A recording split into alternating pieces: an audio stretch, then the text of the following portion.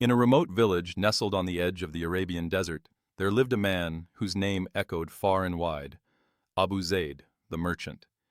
He was not only renowned for his unmatched wealth, but also for his sharp wit and impeccable reputation as a fair trader. Abu Zayd's caravans carried silk from China, spices from India, and the finest pearls from the Arabian Gulf. Yet, what he cherished most in his life were his two sons, Salim the elder and Jamal the younger. Salim and Jamal were raised in their father's shadow, learning the intricacies of trade, negotiation, and leadership.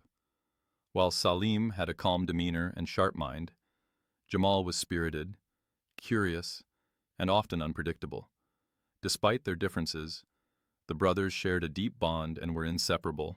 Together, they managed the family's thriving business, ensuring its prosperity for generations to come.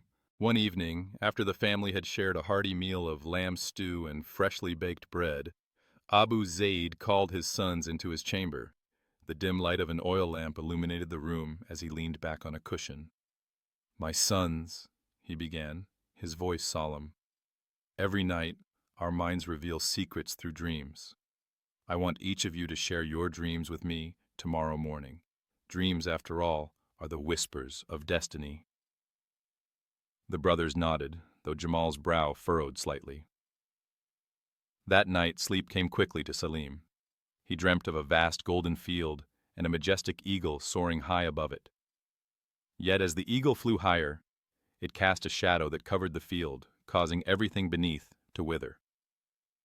Meanwhile, Jamal lay restless. His dream, vivid and unsettling, left him drenched in sweat by dawn. But when morning arrived, he refused to share it. "Father, forgive me," Jamal said, his voice firm. "I cannot speak of my dream." Abu Zayd's face darkened. "Why do you defy me, Jamal? A dream hidden is a secret withheld from your own blood." Jamal stood his ground. "My dream is mine to keep." Abu Zayd's temper flared. Feeling insulted, he ordered his servants to take Jamal deep into the desert and leave him tied to a date palm tree. Though Salim begged for mercy, Abu Zayd's pride would not allow him to relent. By midday, Jamal was bound to the tree, the sun beating mercilessly upon him. As fate would have it, a caravan led by a prince named Amir passed through that desolate stretch of desert. The prince, a young man with an air of authority and kindness, noticed Jamal from a distance. Moved by the sight of the struggling youth, he halted the caravan. Who has left you here to suffer?" Prince Amir asked, as his men cut Jamal's bindings and offered him water. "My own father," Jamal replied bitterly. "He punished me for refusing to share a dream." Intrigued, the prince inquired further. "And what was this dream that led to such cruelty?" Jamal shook his head. "My lord, I will not share it with you either." Though annoyed by the young man's obstinacy, Prince Amir saw potential in him. He took Jamal back to his palace, offering him refuge. But Jamal's refusal to share his dream lingered in the prince's mind, and soon frustration turned to anger. Unable to contain his irritation, Amir imprisoned Jamal in a dungeon. Time passed, and Jamal's fate seemed sealed. But destiny had other plans. Prince Amir decided to marry a princess from a neighboring kingdom, a woman famed for her beauty and cunning intellect. Many suitors had perished attempting to win her hand, for she devised riddles and challenges that were impossible to solve. Before departing, Amir's younger sister, Layla, visited the dungeon. She had heard of Jamal's intelligence and bravery. "You," she said, her voice soft but commanding. "Why does my brother keep you here?" Jamal explained his tale, and Layla's curiosity grew. "If you release me," he told her, "I will ensure your brother's success in winning the princess. Without my help, his life may be in grave danger."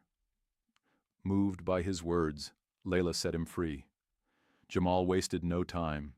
He gathered 12 young men from the prince's court, who resembled him in appearance and voice. Together, they formed a plan to assist the prince. Their journey took them to a dense forest, where they encountered 3 quarreling brothers.